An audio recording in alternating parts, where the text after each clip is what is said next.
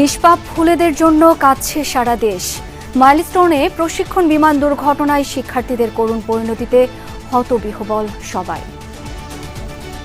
মাঠের মতন ল্যান্ড করতে নিছিল, কিন্তু কোনোভাবে পারেনি দেখে উনি বিল্ডিং এর উপরে ঠাস করে পড়ে একদম বিল্ডিং সহ নিচে পড়ে গেছে। ছুটির সময় হবে, কিছু বাচ্চা গেটের সামনে ছিল, তারা জানতোই না, চোখের পলকে হয়ে গেছে।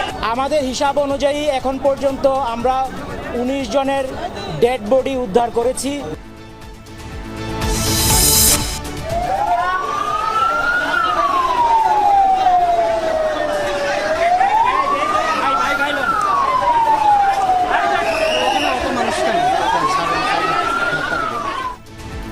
বার্ন ইনস্টিটিউট সহ রাজধানীর কয়েকটি হাসপাতালে হৃদয় বিদারক পরিস্থিতি।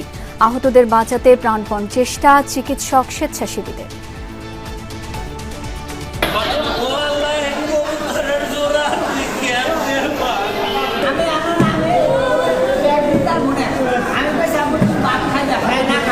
সবাই দোয়া করবেন, যারা এই শিশু বাচ্চারা যারা আজকে বিভিন্ন হাসপাতালে চিকিৎসা নিচ্ছে তাদের জন্য দোয়া করবেন।